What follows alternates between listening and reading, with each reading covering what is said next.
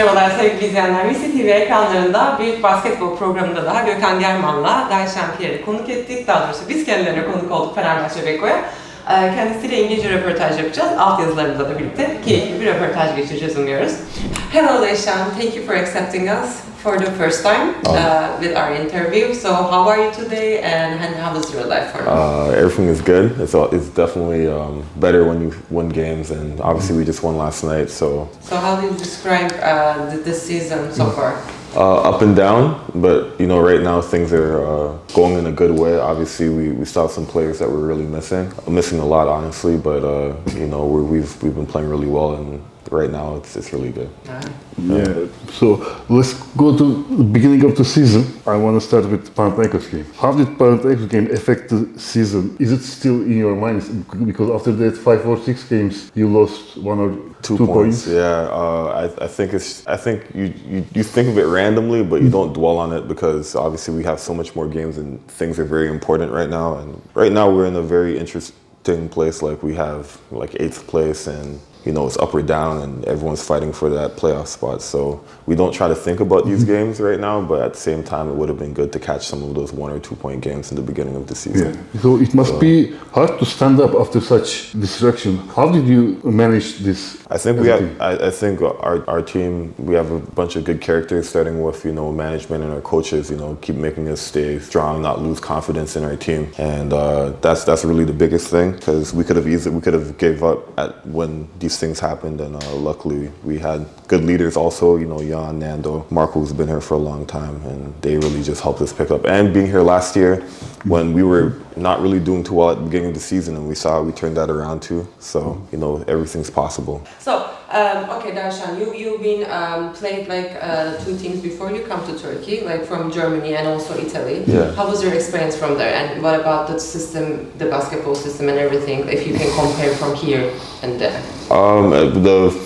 Honestly, it's kind of been an upway journey. Like as far as my first year, I didn't play international competition in the domestic league I was in Germany, and then second year I played Champions League in Italy. And you know, just facing harder competition every single year, and then coming to Istanbul and playing for this team, you know, best of the best, EuroLeague. You know, just kind of I've loved it. It's amazing, and it's just.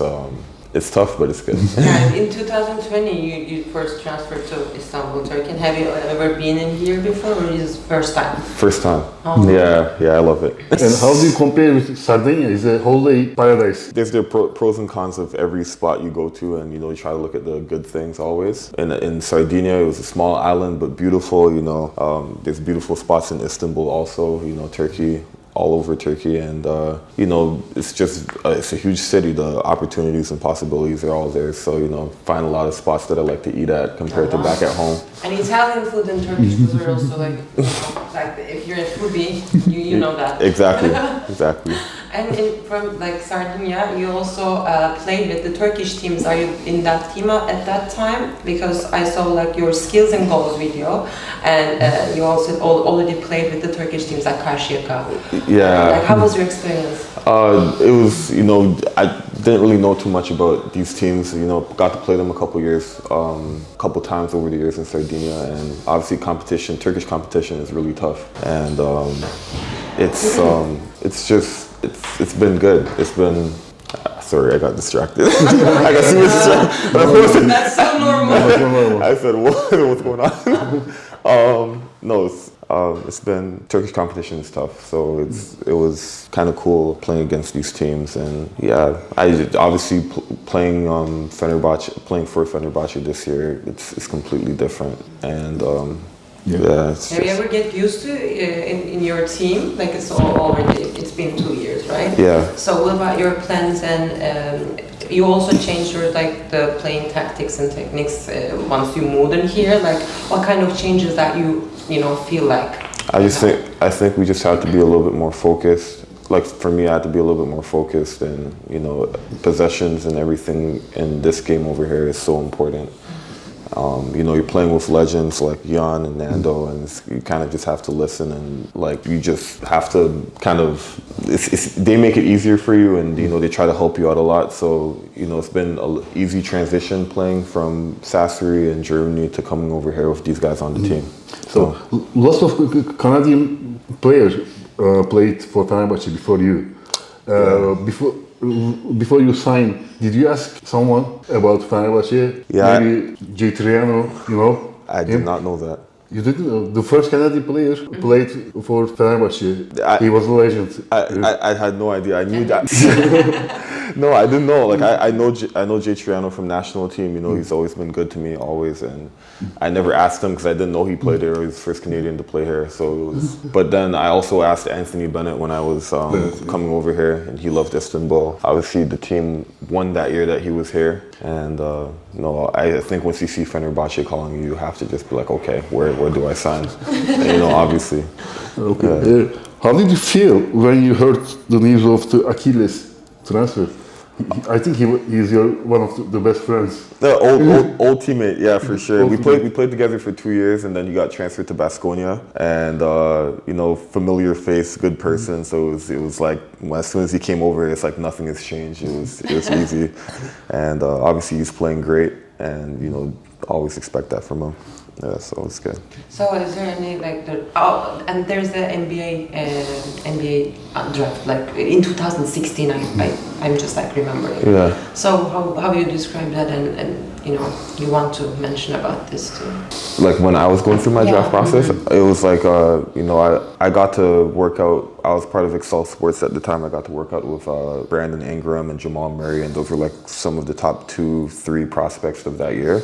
And obviously Jamal's Canadian, Thon Maker was Canadian, and these were the people I was working out with. So it was really cool to see the whole draft experience and see some of my friends get drafted. You know, and it helped me get better. Obviously, playing with the best players every single day throughout the summer, it got me ready to come to Europe. And also, I was able to play on the Indiana Pacers Summer League team. And you know, it was a cool experience. And the role models in NBA were all the basketball like career, like who you are following with, and your role model maybe. Oh, like my favorite NBA player is definitely LeBron. Yeah, for sure. And that's been for years when I was younger. I mean, before he got into the league, it had to be Michael Jordan. I mean, some people like Kobe too. I like Kobe too. Who you want to play with, like that or alive? Like if you have a chance to play some game. That's an interesting question. That's interesting, but LeBron for sure. LeBron. Yeah, for sure. You and LeBron. That'd be crazy. Let's come to EuroLeague. From NBA, last year you played first time. How do you describe the level of EuroLeague basketball than the Champions League? And I think you adjust quickly. It's different. It is different, and it's just like it's a lot more focus and like attention to detail.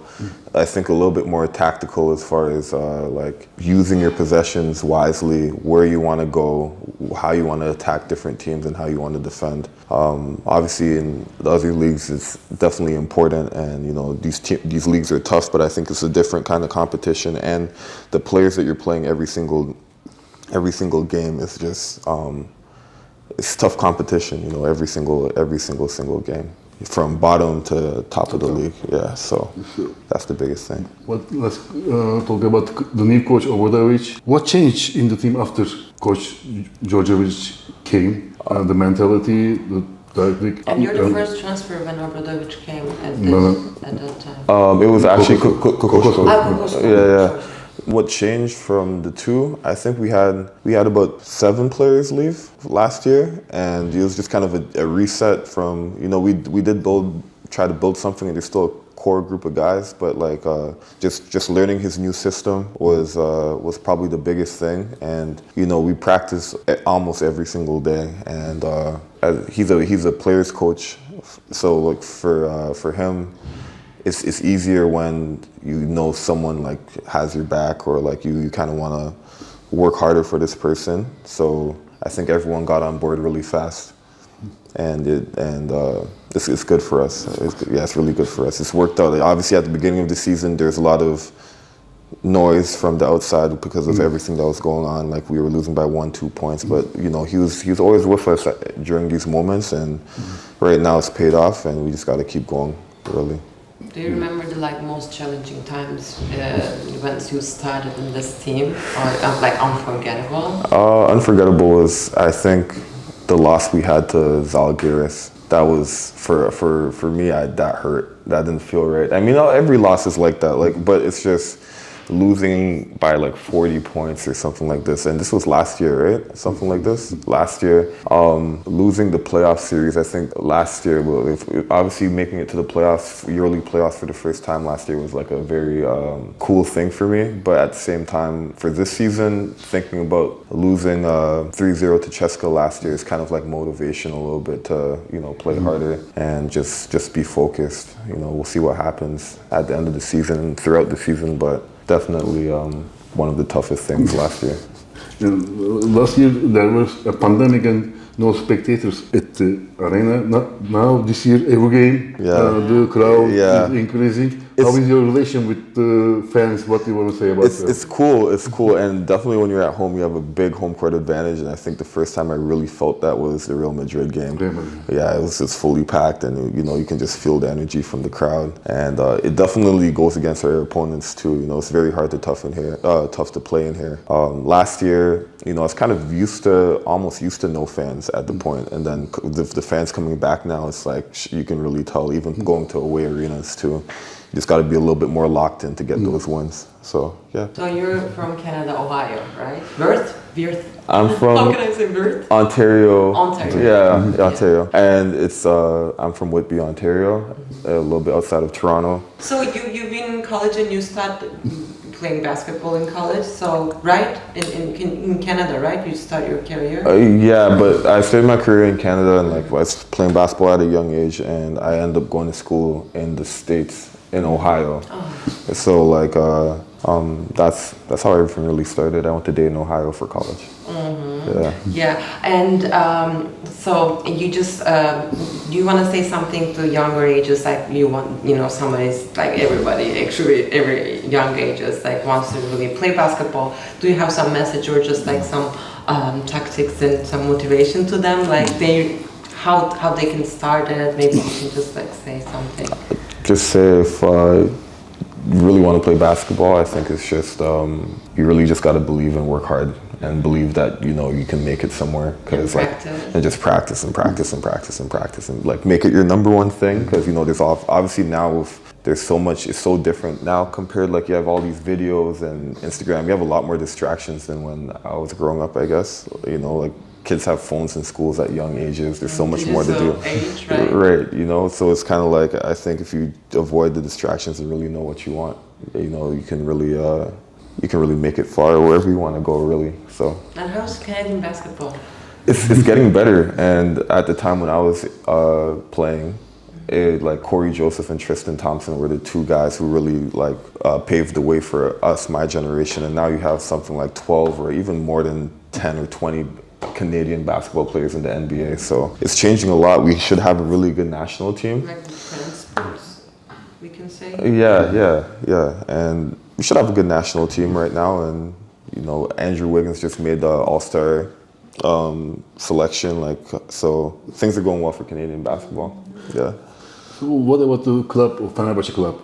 It's a big club, a lot of branches. Do you interested any other volleyball, football, of course, a lot of boxing, athleticism? How do you describe the club? Are you saying do I follow these other stuff? Yeah, I mean, I follow the Instagram pages and stuff like that, so I see what's going on. Sometimes we don't have time to go to the games, obviously, with our tough schedule, but I really want to go to a football game. It's just the timing and stuff. Obviously, you have the volleyball games and even the women's football games too. Yeah.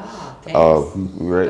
It's a good point. Yeah, we went to obviously just because the women's gym is right here, so we also stumble into some games. So we've been able to go to some of those, but obviously Fenerbahçe is a big family, and huge fan support. So we like to support when we can, but it's just hard sometimes with the schedule. Okay, so at the end of the season, where do you see the team? Yeah, the first target is playoff, I think, but you played all the teams Yeah. in EuroLeague. Yeah. What do you say about Final Four or Turkish Championship? Where do you see the team at the end of the season? I mean, I would love to see the team winning a championship, you know, and obviously there's a lot more that we have to do to get there, and we have a lot more pieces. Like we have Nando and Jan, Danilo, Mario.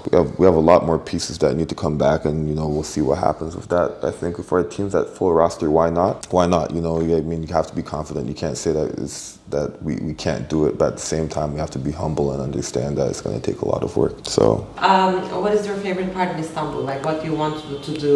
What are you doing when after, like basketball? Not when you're not playing. What are you doing? Eating. I'm eating. Like I love food. Like you were saying, I had a good experience. What is your favorite food? Pasta. Pasta. I left. You are living in Italy. You are living in Turkey. Kebab. No, kebab is You're good. not in Milan. I first got out here and a teammate introduced me to Zuma, and oh my goodness, Cool. food is so good there. The food is so good there, yeah, and Sushi and stuff. yeah, I like that, and you know, even like I really like regular like Big Chef. You got all the options, and like it's so. I can be simple and then go to places like And that. you also can find a healthy food in here too, right? It's not hard to find. Exactly. You're not vegan or vegetarian, right? No. I tried it and then You tried it? I tried for like 3 days at a time, and then I end up crashing. So it's okay. I see. So what about the activities you do? I mean, going to concerts and stuff, like your social life. Are you balancing your social life and your career and work life? Easy? I try to, but at the same time, we don't have a lot of time, and obviously with the pandemic last year, we weren't really able to go anywhere. There's lockdowns and stuff, and but yeah, I try to get out sometimes, like but not too much, not too much. So you want to stay here as my closing question, like closing part. You want to stay here in Turkey or Istanbul, like in the future? I want to stay in Fenerbahçe as long. So it's good to watch you on the court, and nice to meet you.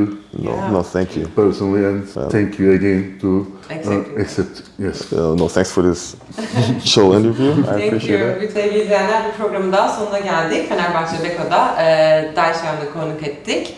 Ve Gökhan German'la birlikte çok keyifli bir sohbet ettik kendisiyle. Hem bilinmeyenleri hem de Türkiye ile İstanbul'la ilgili, sosyal hayatıyla da ilgili çok şey anlattı bize.